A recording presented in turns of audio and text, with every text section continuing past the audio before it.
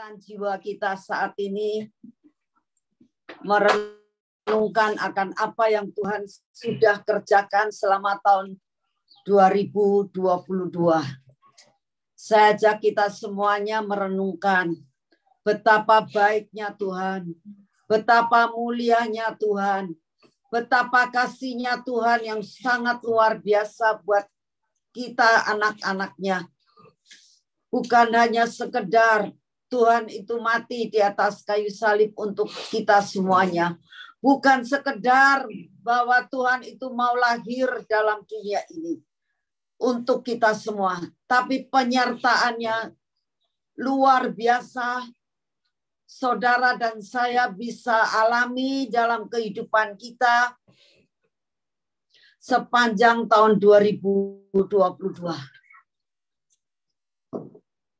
Saya ajak saat ini merenungkan beberapa menit, ucapkan syukur di hadapan Tuhan untuk apa yang sudah kita alami sepanjang tahun 2022. Kalau sampai saat ini kita masih dapat hidup, masih ada dalam perlindungan Tuhan, itu karena anugerah Tuhan. Mari kita merenungkan, berdoa, ucapan syukur untuk segala sesuatu.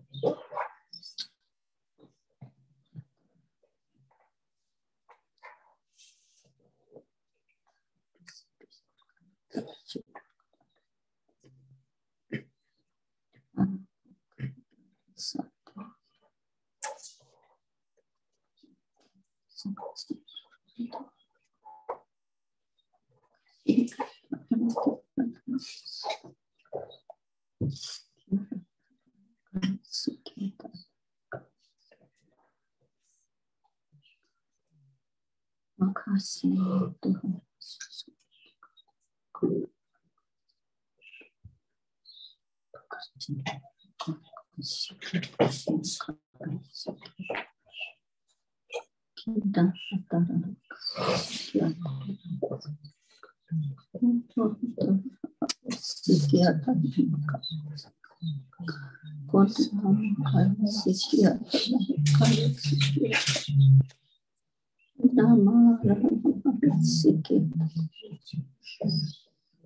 Sekalipun Tuhan kami banyak mengalami jatuh bangun sepanjang tahun 2022.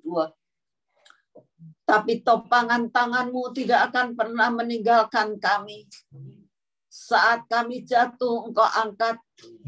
Saat kami merasakan sendirian, Engkau menemani kami. Saat kami mengalami kesukaran, Engkau menolong kami. Kami mengucap syukur Tuhan penyertaan-Mu sepanjang tahun 2022. Dan saat ini ya Tuhan, kami akan memasuki tahun 2023 Tuhan. Kami belum tahu Tuhan apa yang bakal terjadi tahun 2023. Kami mohon pimpinan-Mu ya Tuhan. Sebagaimana Engkau menyertai kami selama tahun 2022. Biarlah penyertaan-Mu lebih lagi Tuhan. Pernyataan demi pernyataan-Mu. Engkau nyatakan lebih lagi tahun 2023 ya Tuhan. Karena Engkau tahu keadaan kami, betapa rapuhnya hidup kami. Kami tidak akan bisa Kau biarkan barang sedetik pun. Kami tahu Tuhan bahwa kami butuh Engkau, butuh pimpinan-Mu, butuh direction daripada-Mu ya Tuhan. Oleh karena itu saat ini Kau siapkan hati kami. Siapkan hati kami Tuhan. Apa yang sebenarnya Engkau mau untuk kami terus lakukan. Tarik kami Tuhan dekat kepada-Mu. Terima kasih untuk kesempatan yang Kau berikan buat kami pada malam ini. Tuhan Yesus, saat ini Engkau bicara kepada kami. Engkau berikan petunjuk-petunjuk buat kami. Supaya kami boleh mengerti. Dan kami tidak menjadi jauh daripada-Mu. Terima kasih untuk semuanya. Dalam nama Tuhan Yesus. Amin. Anak-anak dimanapun kalian berada dan saat ini yang ada bersama-sama dengan Mami saat ini. Khotbah ini adalah sambungan dari tanggal 13 ya. Kita tanggal 13, kita tahu kita mendapatkan janji Tuhan, yaitu mengenai masalah penyertaan Tuhan, berkat Tuhan, dan 7 kunci. Nah, sesudah itu hari ini Tuhan itu memberikan sesuatu yang dinamakan bahwa Tuhan itu punya suatu rencana atas hidup saudara dan saya mengenai penetapan Tuhan. Ya. Lalu nanti akan disambung tanggal 17 Januari. Ya. Jadi 3 seri ini akan berturut-turut. Jadi ada sambungannya. Saya akan mengulangi sedikit tentang apa yang Tuhan katakan mengenai tanggal 13 kemarin ya. Tuhan kan katakan ada 7 kunci yang Tuhan berikan. Kalau 7 kunci ini saudara sudah terima dan tidak dilakukan, itu tetap tidak akan mendapatkan pimpinan maupun berkat yang Tuhan janjikan. Ya. Jadi harus dikerjakan akan 7 kunci yang diberikan. Dan hari ini kita akan belajar, Tuhan pada saat Mami sedang bersaat teduh, saya bilang, Tuhan, Engkau mau apa sih untuk tahun depan? Terus Tuhan katakan, buat anak-anakku yang benar-benar mengerti akan rencanaku, ada penetapan Tuhan atas hidupnya. Saya mau kasih tahu ya, bahwa kalau hidupmu itu ditetapkan oleh Tuhan, itu sangat-sangat enak. Ada jaminan di dalam dunia dan di surga. Kalau sudah ditetapkan oleh Tuhan. Menta kita ditetapkan oleh Tuhan. Tetapi bagaimana caranya kita bisa menjadi orang yang ditetapkan oleh Tuhan? Itu problemnya. Problemnya adalah apakah kita itu orang yang dipilih Tuhan sampai hidup kita itu ditetapkan oleh Tuhan. Apakah ada di dalam Alkitab? Ada. Apakah janji ini berlaku buat saudara dan saya sesuai dengan Alkitab? Ada. Ya. Kita baca di dalam Mazmur pasal 37 ayat 23. Saya yakin kita anak-anak Tuhan ya. 99% kemungkinan besar kalian itu hafal nyanyian ini. Karena Mazmur 37 ayat 23 dan 24 dikatakan kan begini. Tuhan menetapkan langkah-langkah orang. Jadi kalau saudara itu benar-benar ya, saudara itu benar-benar menjadi orang pilihan Tuhan, itu Tuhan itu akan menetapkan langkah-langkah saudara. Setiap langkah. Kita tahu, begitu kita bangun tidur, ya. Begitu kita bangun tidur, kita itu akan melangkah. Melangkah kemana? Melangkah ke kamar mandi. Ya. Melangkah kita harus duduk untuk berdoa sama Tuhan. Atau melangkah apapun dengan kita ngambil HP dan kita mulai lihat WA dan sebagainya. Itu langkah-langkah. Ya. Dan Tuhan katakan, untuk tahun 2023 ini, mintalah kepada Tuhan supaya kita itu ditetapkan langkah-langkah kita. Ya. Tapi persyaratannya adalah kalau kamu mau ditetapkan langkah-langkahmu, apa syaratnya? Ada syaratnya. Syaratnya apa? Yang hidup berkenan kepada Tuhan. Itu problemnya. Ya. Jadi orang kalau mau mengatakan, Tuhan aku mau Tuhan, tahun 2023, Engkau yang menentukan langkah-langkahku. Engkau yang menetapkan langkah-langkahku.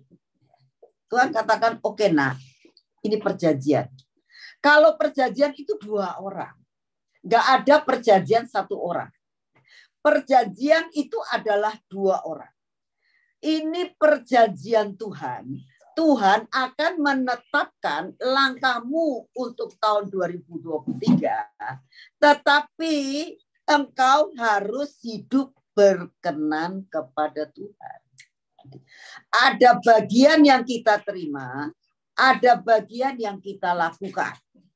Apa yang kita lakukan? Harus hidup berkenan kepada Tuhan. Apabila kita sampai jatuh, tidak sampai menjadi tergeletak karena Tuhan menopang tangan kita. Saudara, jadi begini ya. Kalau kita tahu bahwa kita mau ditetapkan, ya bagian kita harus kita lakukan, yaitu hidup berkenan kepada Tuhan. Nah, hidup berkenan kepada Tuhan. Nah, hidup berkenan kepada Tuhan itu yang bagaimana? Yang bagaimana yang Tuhan mau kita lakukan, yang namanya berkenan. Seringkali kita dengar, apalagi kita dari golongan Batra ya, berkenan itu adalah orang yang menyenangkan hati Tuhan, ya, yang hatinya pas di hadapan Tuhan, yang hatinya bisa melekat kepada Tuhan. Itu teorinya. Nah, sekarang nanti kita akan bahas bagaimana kita itu bisa hidup berkenan ke dalam hidup kita. Di dalam Alkitab banyak sekali. Nah, hari ini kita bicara tentang Nuh. Nuh itu orang yang ditetapkan langkah-langkahnya. Contohnya, pada masa dia itu tinggal di tengah-tengah dunia yang hiruk pikuk, dikatakan kejahatan manusia bertambah-tambah, hidup mereka jauh dari Tuhan. Tapi dia langkahnya ditentukan oleh Tuhan. Dia tidak sama dengan yang lain. Dia tidak berjalan menjauhi Tuhan. Dia tidak ikut ambil bagian di dalam kehidupan mereka. Ya. Kita akan baca di dalam Kejadian 6 ayat yang ke-9. Dikatakan ini. Inilah riwayat Nuh. Dikatakan inilah riwayat Nuh. Nuh adalah orang yang dikatakan benar-benar hidup ditetapkan langkah-langkahnya oleh Tuhan. Nah, dikatakan gini. Nuh adalah seorang yang benar. Nah, ini yang pertama kali ya. Jadi kalau kamu ditanya hidup berkenan di hadapan Tuhan itu yang bagaimana? Hidupnya benar. Terus apa lagi? Tidak bercela. Apa artinya hidup benar dan tidak bercela? Artinya gini. Nuh itu ya, hidup di tengah-tengah pergaulan, di tengah-tengah perdagangan, di tengah-tengah bisnis dalam hidupnya, itu selalu benar.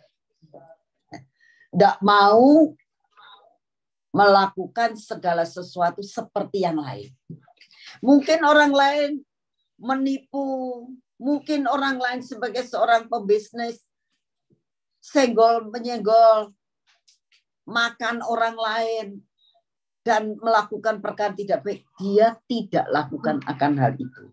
Dikatakan dia hidupnya benar. Ya. Lalu apa dikatakan lagi? Tidak bercela. Artinya tidak bercela itu begini, saudara. Tidak ada orang yang bisa menjatuhkan dia. Karena tidak ada alasan untuk dia dijatuhkan. Contohnya adalah Daniel, Sadrak, Mesak, dan Abednego. Dia adalah orang yang tidak bisa dicari celahnya. Karena apa? Karena dia benar.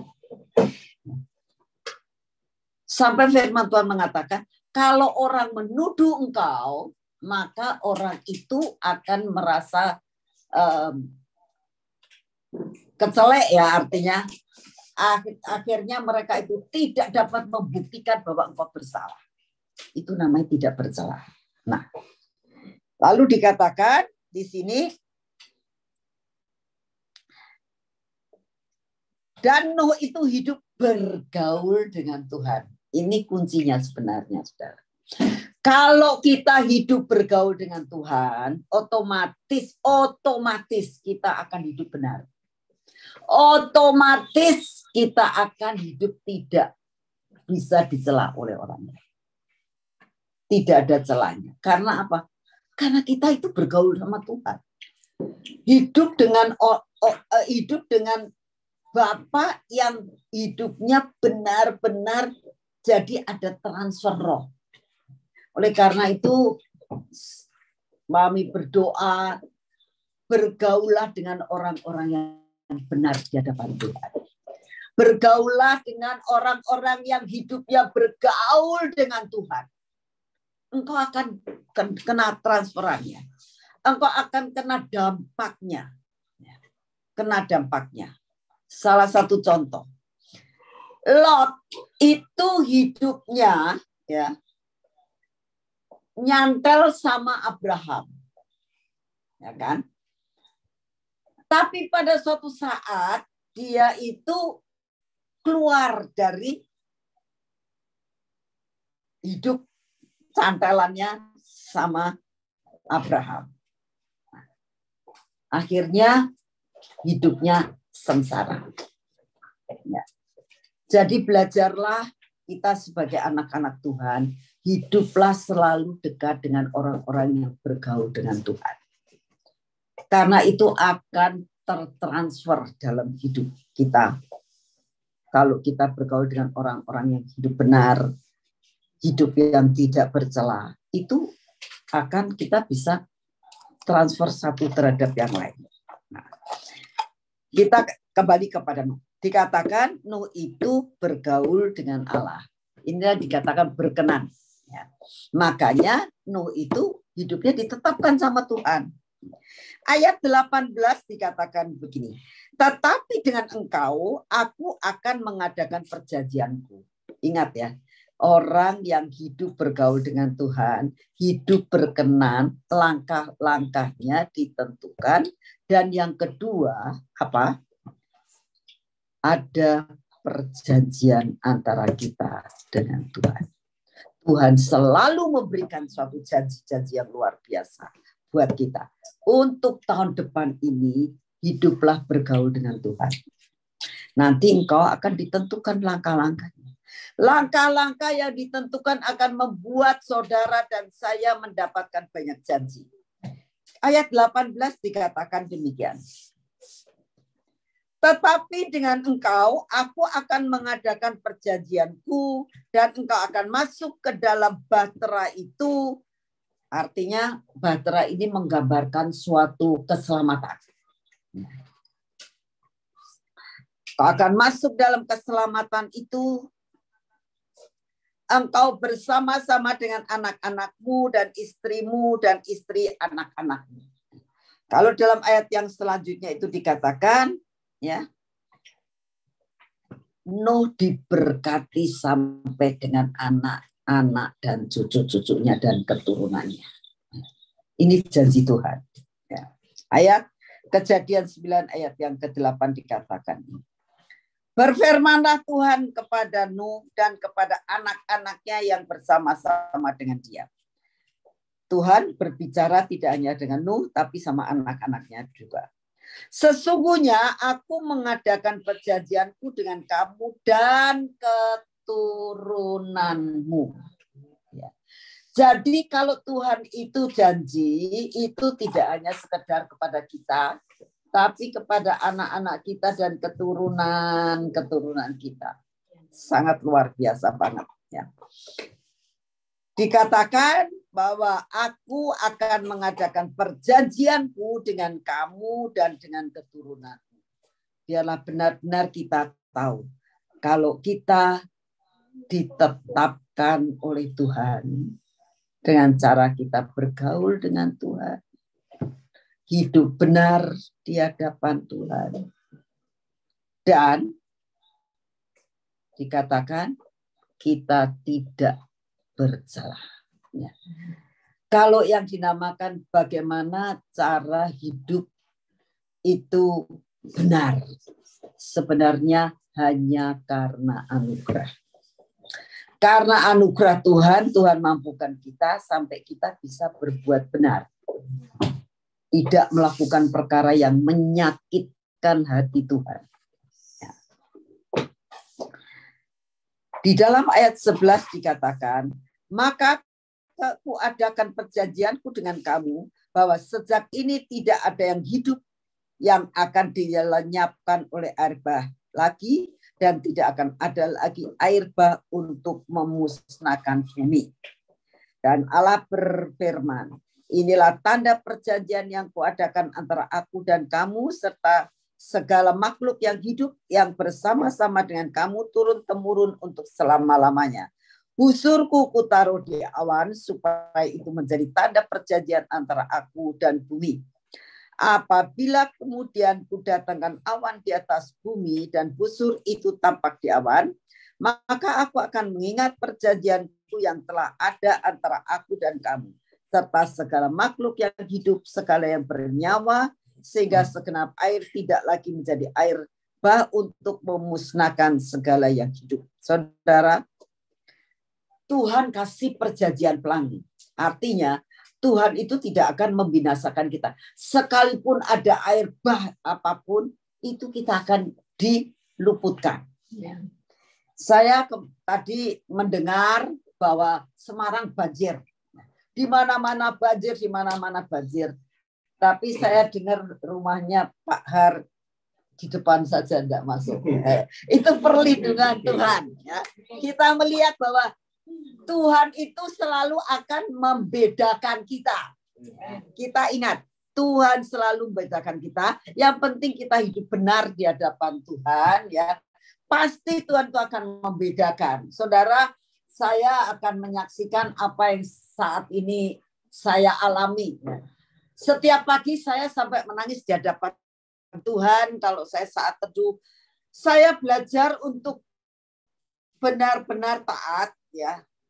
Bahwa dimanapun juga saya berada, saya akan bangun 4:30 dimanapun saya berada.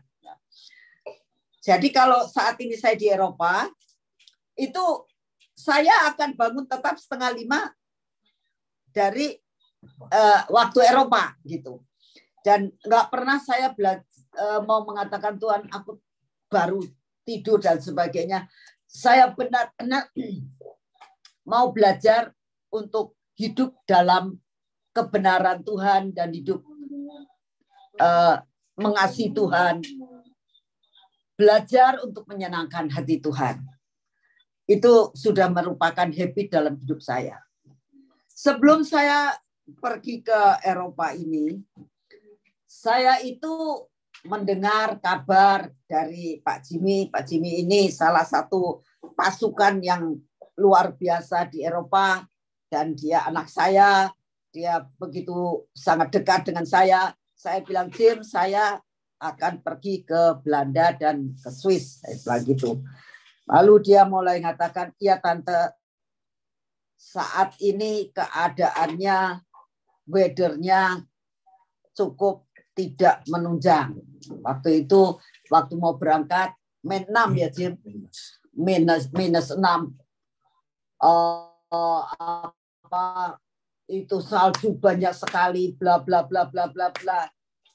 Biasanya gimana sih? Biasanya tante, kalau misalnya mau tanggal 1 mau itu, ya namanya mau Desember itu, Januari itu tambah tebel. Saya doa sama Tuhan, Tuhan, Engkau tahu hatiku. Sebenarnya aku ini kalau suruh jalan-jalan sudah tidak terlalu berantusias lah saya bilang. Tapi karena engkau menginginkan harus menjadi berkat dan menguatkan akan pasukan di Eropa, saya akan lakukan. Sekalian mau jalan-jalan Tuhan. Saya ngomong. Tapi Tuhan, Kau tahu kekuatan dan kemampuan saya. Kalau boleh, tolonglah Tuhan. Supaya udara ini antara 6 sampai 10, 11 Tuhan. Sekalipun itu tidak mungkin, tapi aku minta Tuhan, kasihani saya, kasihani saya. Saya cuma ngomong gitu. Terus setiap hari saya berdoa. Nah, menjelang 1 hari sebelum saya berangkat, istrinya Jimmy yang namanya Linda ngomong, "Tante, hari ini udaranya bagus." Puji Tuhan. Rasanya besok bagus juga. Puji Tuhan.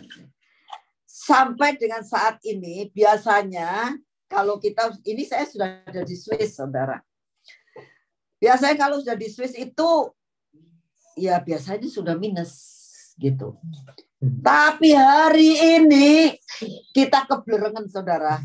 Perjalanan ke sini, mataharinya luar biasa. Dan antara 11, 10, benar-benar saya rasakan. Itu ajaib. Lalu Jimmy juga bilang, "Tante, biasanya itu kalau kita pergi-pergi cari parkir itu susah sekali, muter-muter. Saya ini nyupirin Tante kok cari parkir kok deket-deket dan cepat dapat." Saya bilang, Tuhan itu menetapkan langkah-langkah kita yang hidup berkenan di hadapan Tuhan. Berkenan itu adalah pas di hatinya Tuhan. Melakukan apa yang Tuhan mau dan tidak melakukan apa yang Tuhan tidak mau. Seperti yang dialami oleh Nuh. Bahwa Nuh itu dikatakan bahwa Nuh itu melakukan tepat seperti yang Tuhan inginkan, saudara. Ya, kita akan bisa melihat di dalam ayat 22 dari Kejadian 6 dikatakan begini.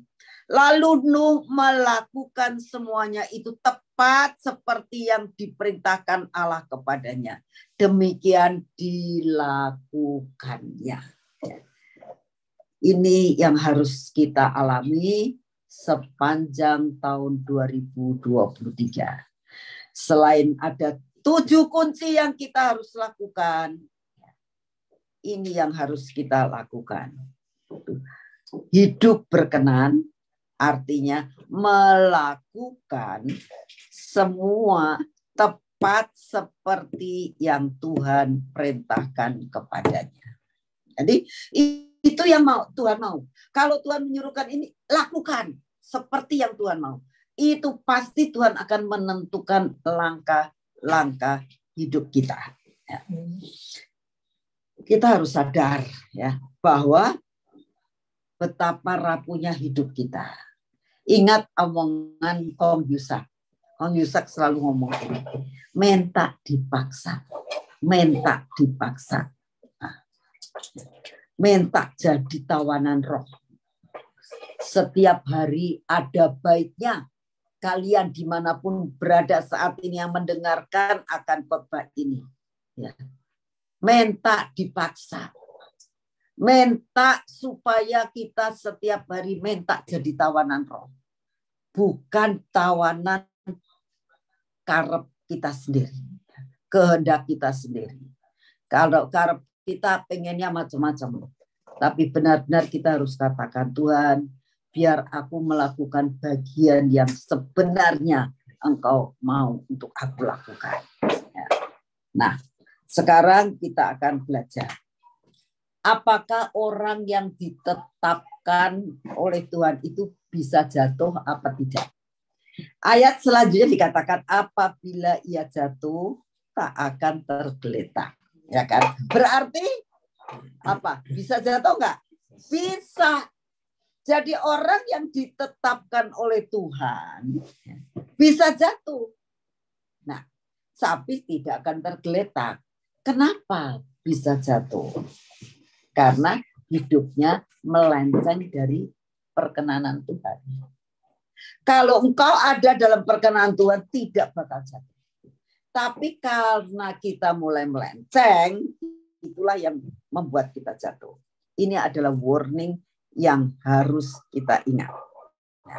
Kita akan baca sama-sama di dalam Kejadian 9 ayat 20. Sebelumnya saya mau cerita tentang Nuh ya, semuanya tahu kan. Nuh begitu diperintahkan buat Batra. Nah, waktu Batra sudah jadi, kok Tuhan kok bikin Batra kok segede ini, yang suruh masuk cuma orang 8 orang, kok sedikit ya. Kapalnya segini besarnya, diejek sana, diejek sini, tetap aja terus. Suruh masuk, nurut masuk. Suruh masuk terus suruh apa? Gak ngerti. Nuh tidak diberitahukan bakal ada hujan gede. Cuma Tuhan cuma bilang mau dibinasakan, tapi tidak dibicarakan bahwa akan terjadi hujan besar. Ditunggu, nunggu. Orang nunggu tuh nggak enak loh. Ya. Tapi belajar, selama engkau belajar menanti-nantikan Tuhan, belajar mengucap syukur. Jangan mengeluh. Tunggu saja. Pasti waktunya akan tiba. Nah, Nuh ini akhirnya menunggu hujan. Hujan. Biasa, hujan tuh biasa. Sehari, 2 hari, 40 hari dikatakan hujan. Air tinggi sampai melebihi daripada gunung-gunung dikatakan. Nuhnya, aduh Tuhan, bener ya. Untung aku tuh ngikut engkau. Untung aku itu mentaati engkau. Kalau tidak aku melu mati Tuhan. Terima kasih. Selesaikan, merasakan mujizat Tuhan, dan mujizat Tuhan rasanya oke lah semuanya oke. Kadang-kadang ingat ya, kadang-kadang kita kalau sudah selesai mengalami banyak mujizat, banyak pertolongan Tuhan, tetaplah waspada. Karena ini bisa jatuh. Hati-hati. Kalau saudara sudah mulai diberkati Tuhan, hati-hati. Karena itu bisa kita jatuh. Nah, kita lihat Nuh diberkati Tuhan luar biasa sampai selesai. Dia keluar dari Batra. Aduh, Nuh itu jadi orang yang terkaya di dunia. Jadi raja. Gak ada raja lain sih. Nuh tuh gak ada raja lain loh. Nuh istrinya, anaknya, mantunya. Ya kan? Anaknya 3, mantunya 3, sama Nuh, nggak ada manusia lain. Terkaya. Dunia semuanya miliknya dia. Itu orang, nggak ada orang seperti Nuh. Kaya. Bangga. Aku ini kok disayang Tuhan ya. Semua mati, aku sih nggak mati. Keluargaku diberkati. Luar biasa, hati-hati. Hati-hati. Kalau kita diberkati Tuhan, kita dicukupkan, bahkan berlebihan. Hati-hati. Ini warning buat kita. Saya beritahukan kepada setiap anak-anak saya yang hari ini dengar streaming. Hati-hati kalau kamu diberkati. Ya, hati-hati. Benar-benar hati-hati. Lalu diberkatinya. Nuh itu bikin, aku mau kerja apa? Dunia milikku semuanya. Akhirnya dia menjadi petani anggur. Ya, dikatakan dalam Kejadian 9 ayat 20, Nuh menjadi petani, dialah yang mula-mula membuat kebun anggur. Coba bayangke ya. Nah, pertama kali buat kebun anggur. Ayat 21. Setelah ia minum anggur, mabuklah ia dan ia telanjang dalam kemahnya. Ingat ya. Sesudah dia menjadi petani anggur. Anggur itu lambang apa sih? Lambang kesukaan. Lambang kelimpahan. Itu anggur. Nah, kalau engkau sudah mulai diberkati Tuhan dalam usahamu, engkau sudah mulai mengalami kemakmuran, hidup dalam sukacita, gak pernah mengalami susah. Tidak ada yang membuat dia membuat susah. Apa yang terjadi? Mabuk. Hati-hati ya. Hati-hati bisa mabuk. Orang kalau mabuk, apa artinya mabuk? Mabuk itu nggak sadar. Hati-hati jangan sampai engkau menjadi tidak sadar ya. Hidup dalam tanpa kontrol daripada Tuhan. Itu orang mabuk. Makanya kemarin waktu kita pergi ke pabrik wine ya. Pas Jimmy ini nyupirin mobil saya. Semua minum bir, minum anggur. Jim, kamu nggak minum? Nggak boleh, Tante. Orang nyupir tidak boleh minum. Kenapa? Takut mabuk, bawa jiwa banyak. Puji Tuhan, saya bilang gitu ya. Jadi bagaimanapun juga kita tahu bahwa kalau kebanyakan sukacita itu bahaya. Ya. Saya peringatkan pada setiap anak-anak. Ini sekarang semuanya pada jalan-jalan kemana-mana. Ingat ya, matamu jangan melihat perkara yang tidak benar. Keinginanmu jangan berlebih-lebihan. Ya. Ingat dan sadar jangan mabok. Ya. Anak-anak kecil tidak boleh mabok, minta mainan terus-terusan sama orang tuanya. Ya. Tidak boleh, harus sadar dan kontrol. Kita tahu. Mabok itu bisa ada dua. Kalau kita menderita terus-menerus, itu kita bisa mabok. Kalau kita benar-benar merasa dalam hidup kita ini menderita terus-menerus, sakit tidak sembuh-sembuh, menderita satu belum selesai, ada penderitaan lain, terus-menerus menderita. Ini bisa mabok, kecewa sama Tuhan, meninggalkan Tuhan. Tetapi mabok yang kedua adalah kalau kita terlalu diberkati. Orang terlalu diberkati, kita harus minta diberkati. Tapi kalau terlalu, segala sesuatu kalau terlalu, itu membahayakan. Jadi sebenarnya mungkin kalian akan mengatakan gini. Jadi gimana sih, Mi? Apakah kita nggak boleh kaya? Oh, sangat boleh.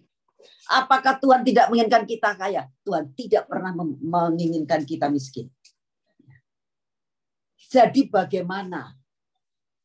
Ya, waktu saya lagi merenungkan akan hal ini, lalu saya itu mulai mikir, kadang-kadang kita itu suka pengen bantu Tuhan. Ya, bagaimana cara bantu Tuhan? Tuhan berkati aku. Aku kalau kau berkati, aku bisa ngasih makan orang ini. Aku bisa membuat panti asuhan. Aku bisa membuat ini untuk ini semua. Itu namanya bantu Tuhan.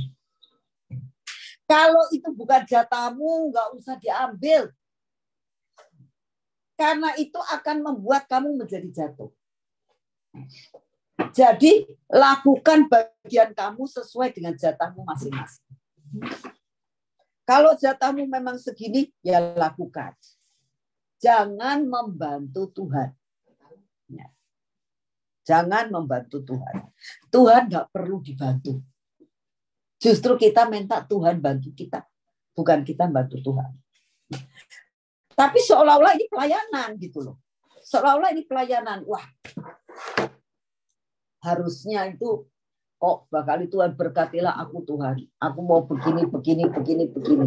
Sama dengan, saya kasih tahu, itu membantu Tuhan. Jadi sekali lagi, jangan membantu Tuhan. Jangan membantu Tuhan. Jadi apa yang harus kita lakukan? Belajar seperti yang dialami oleh siapa?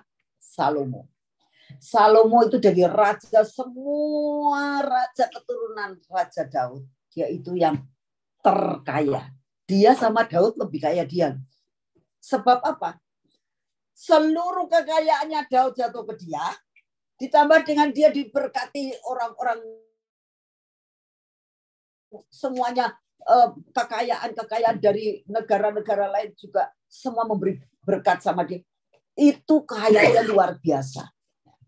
Coba, tidak ada orang yang punya istri 300. Siapa yang punya istri 300? Gak ada. Ya. Gundiknya 700. Saya sampai mikir gini. Gundik sama istri 700. Berarti paling tidak 3 tahun sekali baru ketemu sama Salomo.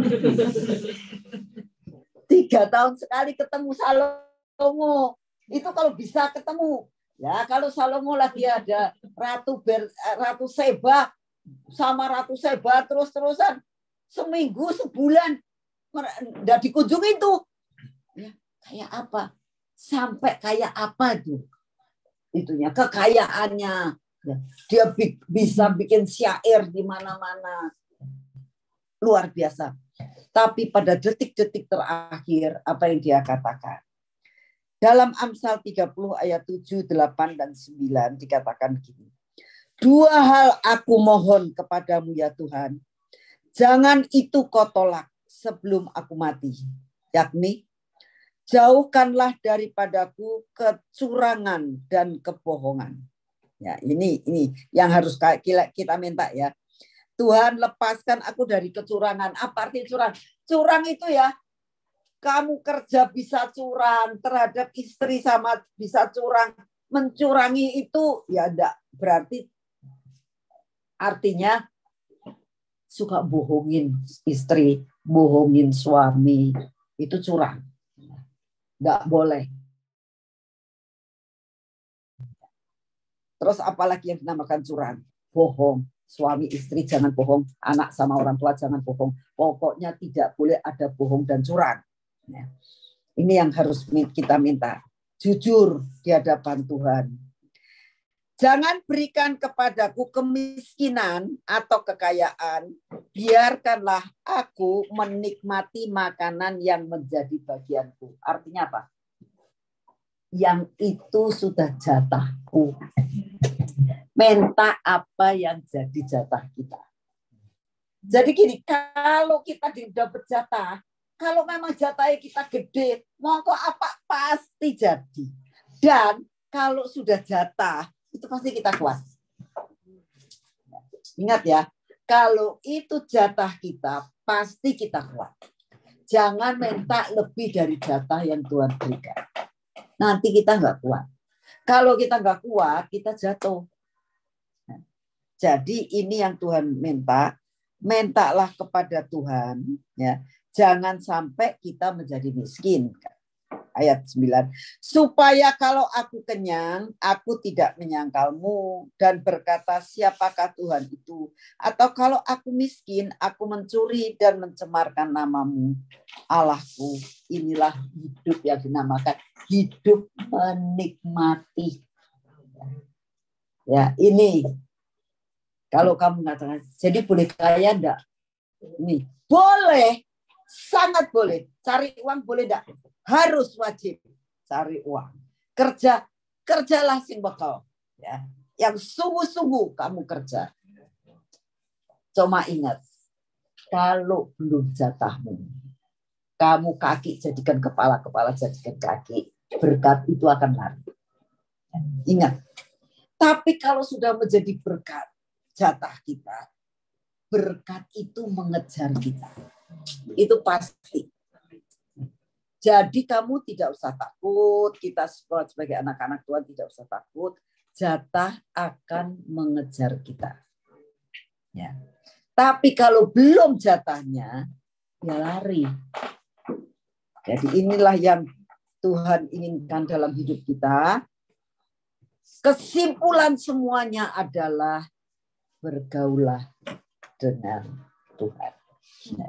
Hidup bergaul dengan Tuhan, menyenangkan hati Tuhan, mengasihi Tuhan. Itulah yang Tuhan inginkan. Sebelum ditutup, saya ingin mengajak kita menyanyikan 2 buah lagu yang satu kita nyanyikan, itu semua sudah ada di grup kemarin ya. Aku mengasihi Engkau, Yesus, dengan segenap hatiku. Aku ingin mengasihi Engkau, Tuhan Yesus, dengan segenap jiwaku. Biarlah kita merenungkan firman Tuhan siang dan malam, dan memegang perintahnya dan melakukannya. Engkau tahu, Tuhan, segenap hidupku hanyalah untuk menyenangkan hati Tuhan. Yuk kita nyanyikan supaya kita boleh menyenangkan hati Tuhan pada saat ini sebelum kita memasuki kurang 2 menit. Kita masuki akan hari yang baru di Eropa. Ya. Yuk, Fred, kamunya mimpi. Siapa? Mari saudara, kita sama-sama mau nyanyikan lagu ini.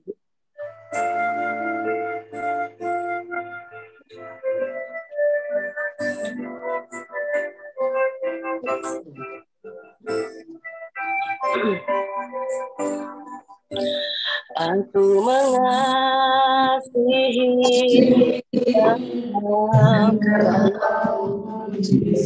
dengan segenap hatiku.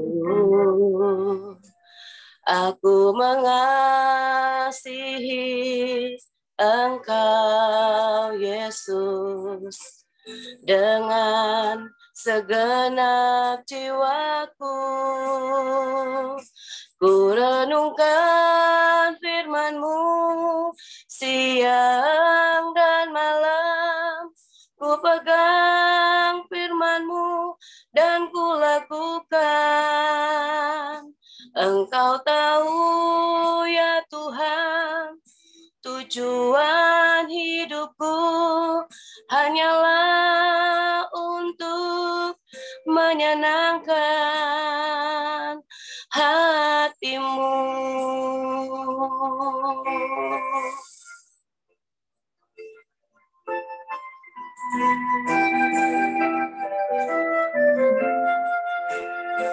Terima kasih Tuhan.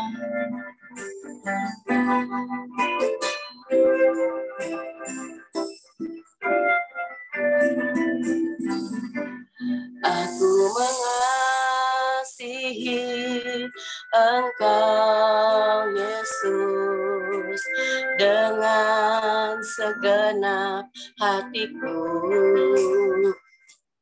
Aku mengasihi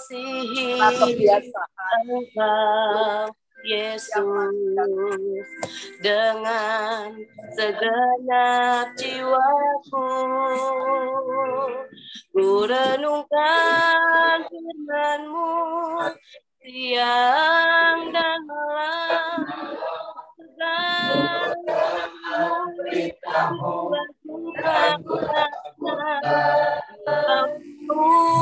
Ya Tuhan, tujuan hidupku hanyalah untuk menyenangkan hati-Mu.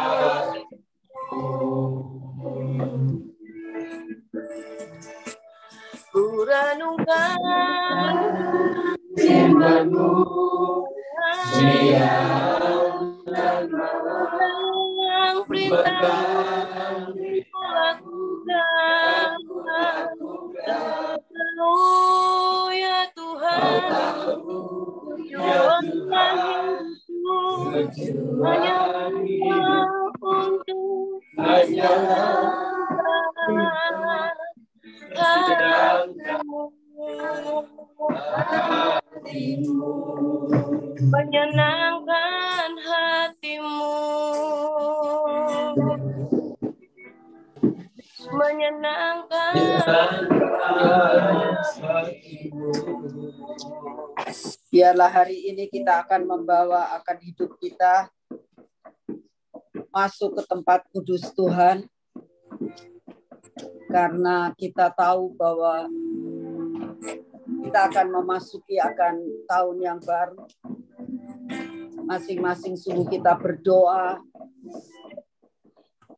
Dan kita akan katakan, ku bawa hidupku.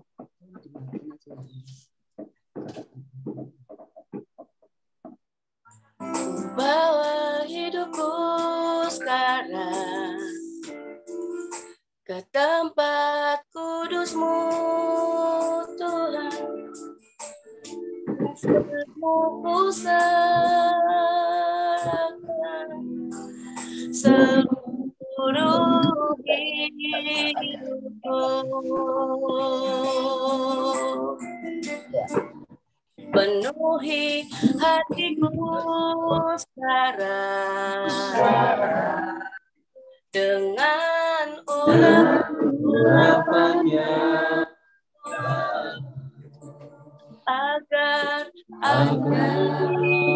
lebih mendengar suara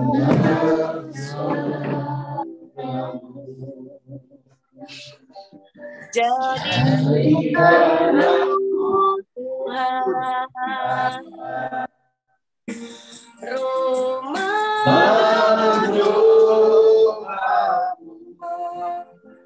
agar semua bangsa datang menyembah-Mu. Jadikan aku Tuhan rumah doa-Mu,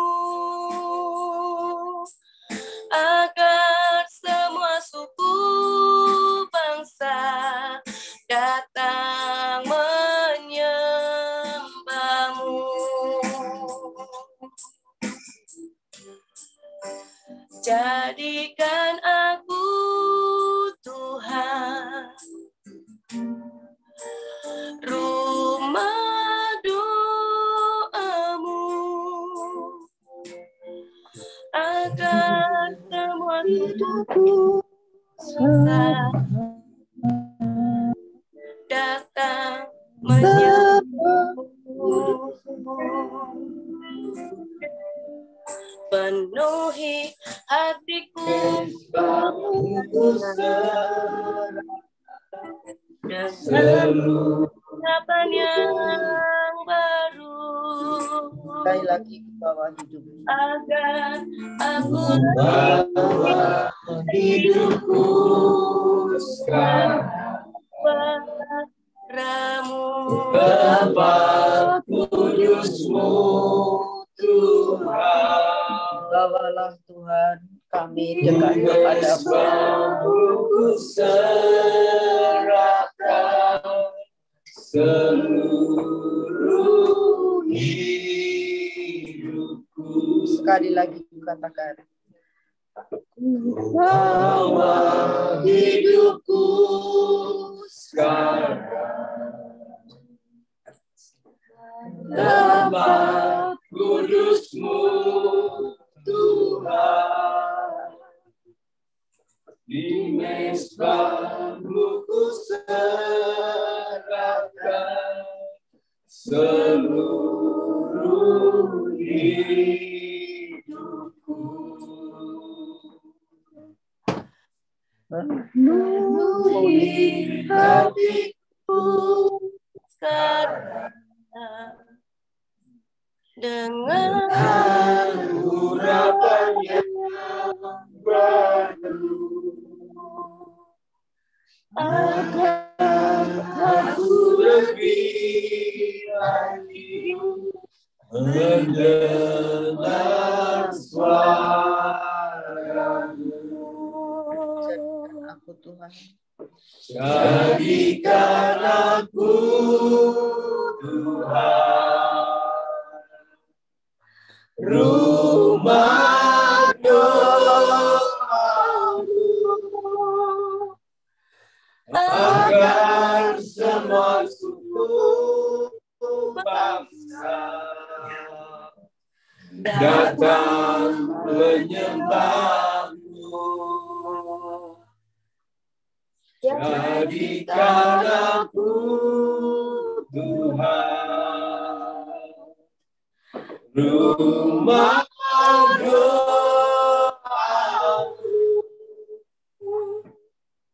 agar semua suku bangsa akan menyembahmu. Ya Tuhan. Inilah doa yang kami naikkan di hadapan-Mu ya Tuhan. Kami mau mempersembahkan tubuh, jiwa, dan roh kami di atas mezbah-Mu. Untuk menghadapi akan tahun depan ini ya Tuhan.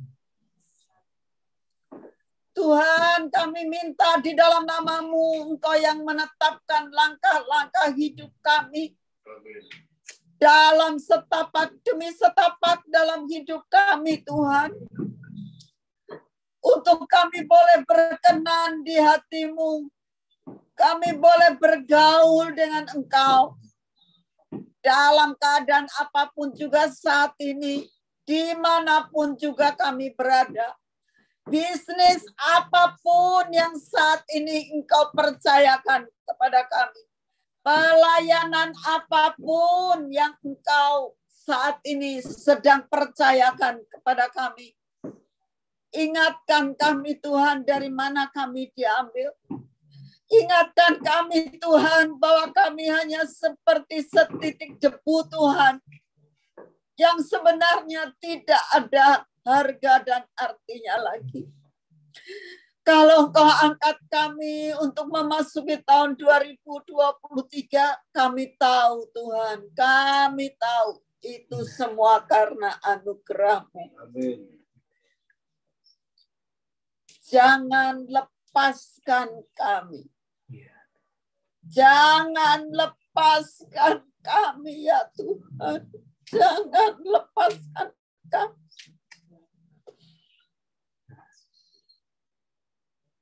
Ya Tuhan, biarlah perjanjian pelangi tetap ada dalam hidup kami dan keluarga kami, Tuhan. Engkau luputkan kami dimanapun kami berada.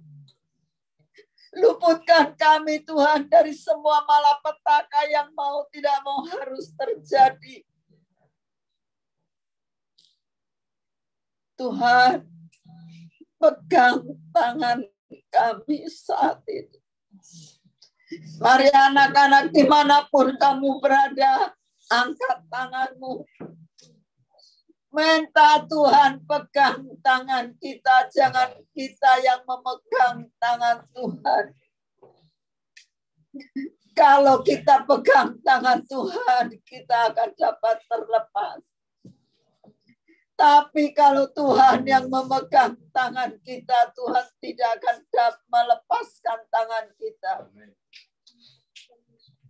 Tuhan pegang tangan kami.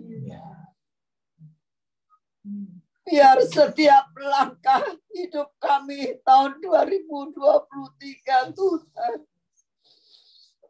Seluruh anak-anak yang Kau percayakan kepada hamba-Mu, Kau peliharakan, Tuhan.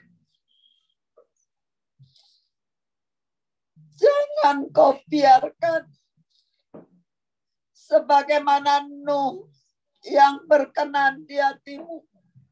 Sekalipun jatuh, Kau tetap akan menopang. Terima kasih Bapak. Terima kasih Tuhan Yesus.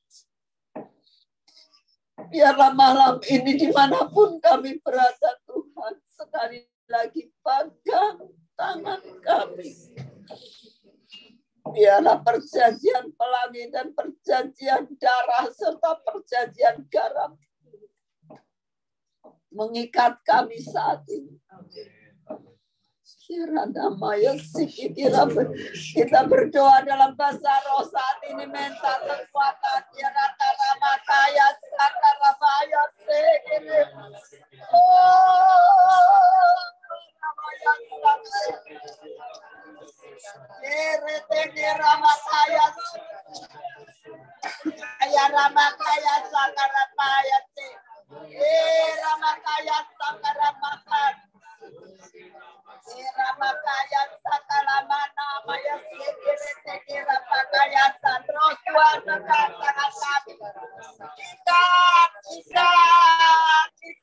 Tangan kami dengan tangan-Mu dalam nama berapa kaya sekira tanah mahaya sekira tanah mahaya era namanya Surabaya era makaya sangkara namanya sakala kata era sekira pakaya sangkara kata makaya sekira era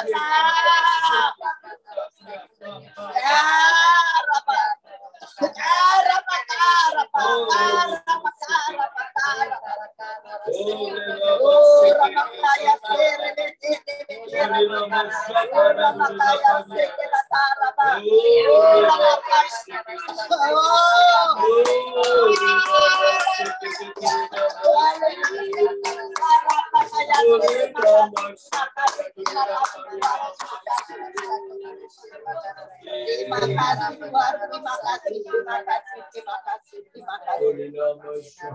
Saya melihat Tuhan itu mengikat tangan kita dengan tali merah. Amin. Yes, thank you. Tali merah. Dan Tuhan katakan, ini perjanjian cintaku dengan kalian. Perjanjian cintaku terhadap kalian. Terima kasih Tuhan. Jamin kami Tuhan tahun 2023 Tuhan. Jamin kami. Jamin kami Tuhan. Dalam nama Tuhan Yesus jamin kami Tuhan. Sampai garis akhir dimanapun kami berada, lepas dari segala malapetaka, lepas daripada segala sakit penyakit, lepas daripada semua kerugian, lepas daripada semua kepahitan, lepas daripada segala kesukaran dalam perekonomian. Dalam nama Tuhan Yesus, karena ada perjanjian dengan kita, perjanjian darah dan perjanjian garam antara Engkau dengan kami. Ada tali merah, ada tali merah, ada tali merah. Dalam nama Tuhan Yesus kami pegang semua janji. Amin. Terima kasih Bapak, terima kasih Tuhan Yesus, terima kasih Tuhan. Amin. Kami sungguh mengucap syukur untuk hari ini. Engkau begitu amat sangat luar biasa Tuhan. Segala pujian, hormat dan syukur kami naikkan di hadapan-Mu. Terima kasih Tuhan, terima kasih. Terima kasih Tuhan. Biarlah berkat Abraham, Ishak dan Yakub turun atas kami. Di dalam nama Tuhan Yesus terima berkat Abraham, Ishak dan Yakub. Dalam nama Tuhan Yesus. Berkat 7 turunan. Berkat 7 turunan. Berkat 7 turunan. Berkat 7 turunan terjadi atas hidup kami.